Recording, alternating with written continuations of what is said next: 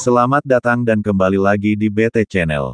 Ketika sorotan terhadap penampilan Marcelino Ferdinand di Piala Asia U23 mencuat, terjadi polarisasi antara pendapat supporter Indonesia dan fans dari negara lain, khususnya Vietnam.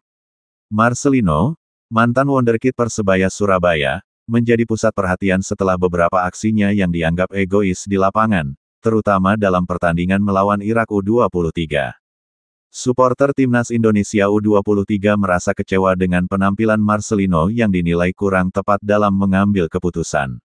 Kritikan tumpah ruah di media sosial, mengisyaratkan ketidakpuasan terhadap kontribusi pemain tersebut.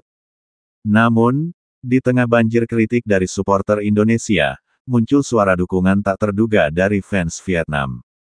Melalui beragam komentar di media sosial, sebagian fans Vietnam justru memuji penampilan Marcelino Ferdinand. Netizen Vietnam menyebut Marcelino sebagai pemain yang agresif, dengan kemampuan berakting dan menunjukkan rasa sakit yang dianggap sebagai bentuk dedikasi.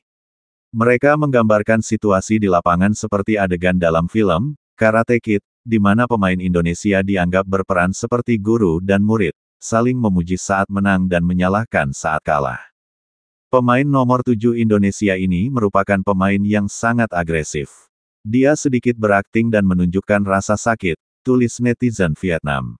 Tiba-tiba pelatih dan pemain Indonesia seperti guru dan murid di film Karate Kids.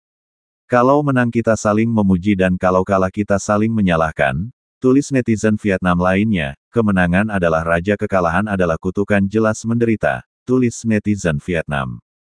Banyak nonton pasti tahu kalau di antara pemain dalam negeri di Indonesia ini bermain bagus.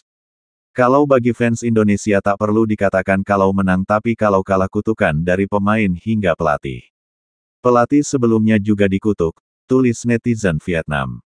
Namun, tak semua fans Vietnam memberikan dukungan. Sebagian dari mereka juga turut mengkritik sikap egois Marcelino dan menilai bahwa aksi-aksi tersebut sudah menjadi kebiasaan dalam setiap pertandingan. Mereka menunjukkan ketidakpuasan terhadap gaya bermain yang dianggap kurang menguntungkan tim. Orang ini selalu seperti itu di setiap pertandingan. Ketika timnya tertinggal dia malah memainkan sepak bola yang buruk, tulis netizen Vietnam.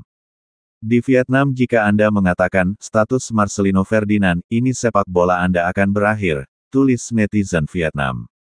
Meskipun demikian, dukungan dari fans Vietnam menunjukkan bahwa penampilan Marcelino Ferdinand memicu beragam reaksi di luar dugaan. Hal ini memberikan gambaran bahwa evaluasi terhadap pemain tidak hanya terjadi di dalam negeri, tetapi juga menjadi sorotan di mata dunia internasional. Di sisi lain, Ketua Umum PSSI, Erick Thohir, memberikan wejangan kepada para pemain timnas Indonesia U23 untuk tetap bermain sebagai tim dan tidak menyerah, meskipun menghadapi kegagalan.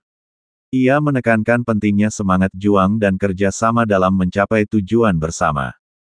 Kita jatuh bersama, bangun bersama, sepak bola bukan permainan 2 orang, permainan 11 orang, kata Erick Thohir dalam video di akun Instagram resminya, Jumat, tanggal 3 Mei tahun 2024. Masih ada satu kesempatan, Kalina harus bermain kembali sebagai tim, imbuhnya.